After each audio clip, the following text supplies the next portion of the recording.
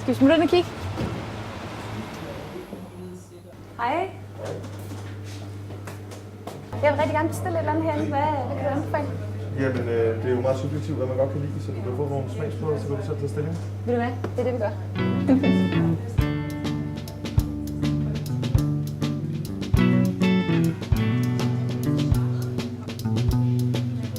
Læg mærke til, ude foran, der står der, at det er en suppe- og cocktailbar. Ja.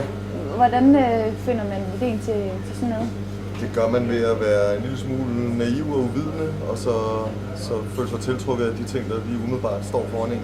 Og så var jeg i Berlin, og så var der både cocktails to go, og der var suppebarer, og der vidste jeg i hvert fald, at det var det, jeg ville lege med, når jeg engang blev færdig med mit studie. Men vi troede ikke, at det var specielt skævt, før vi satte sædet op i vinduet om suppe- og cocktailbar. Jeg tror, det bliver svampesuppen. Den er sgu god. Og der er det hele i? Der er det hele. Brød og ske og det hele.